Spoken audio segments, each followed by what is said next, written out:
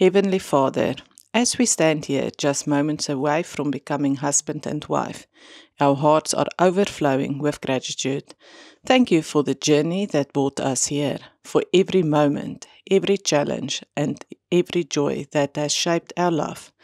From the very beginning, you have been writing our story, and today we step into the next beautiful chapter with you at the center.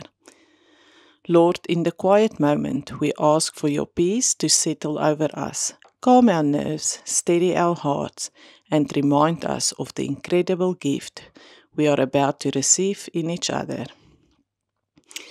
We know that true love comes from you, and we pray that our marriage will always be a reflection of your grace, patience, and unwavering devotion. Bless our life together, Father. May it be built on faith, strengthened by trust, and filled with laughter and joy.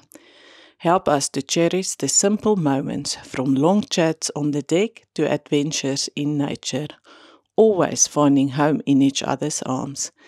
Let our love be a light, a reminder to the world of your goodness and faithfulness. Thank you for our family and friends who have surrounded us with love and support.